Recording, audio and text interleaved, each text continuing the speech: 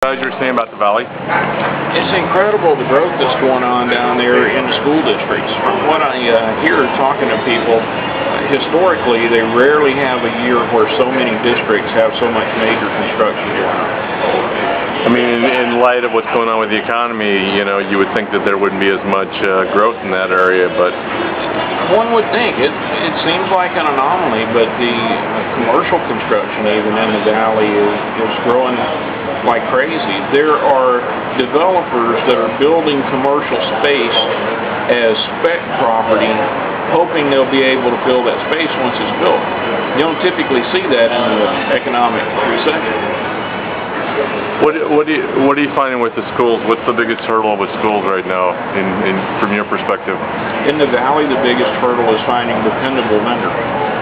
There just aren't that many really sound vendors that choose to work in that valley market.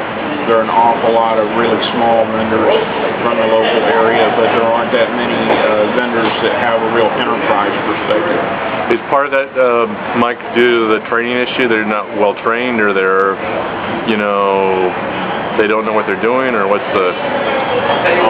There are lots of issues that are inherent to K-12, right? You've got high turnover. You've got the political dynamics that come up with every board election and every superintendent and administrative change, that kind of thing. But you also have, I think, just the fact that a lot of vendors don't invest the resources to have an office there, have good professional staff there, and have people that are available to help, especially K-12 school districts, through some pretty complex challenges in today's IT world. What's some of those challenges? The integration of all of your different K-12 specific applications is really a challenge, because typically in K-12 customers go and buy certain systems, certain software, certain servers, certain connections from a vendor, and then they buy the same kinds of things from 15 other vendors that have K-12 application systems of some kind. The integration of those to a single converged infrastructure becomes pretty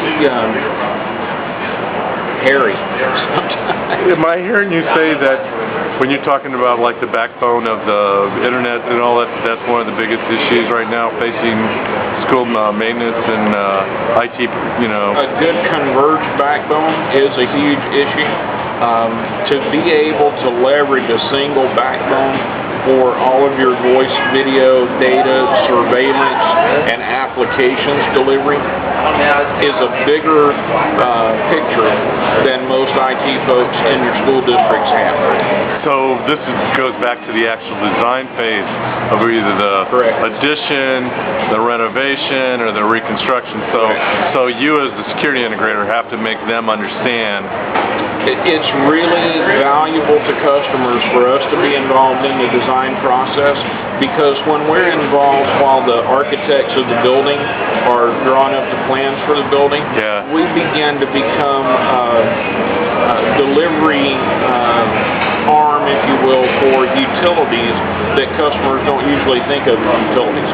Your building infrastructure today not only includes electrical and plumbing, but it includes all of your IT backbone as well.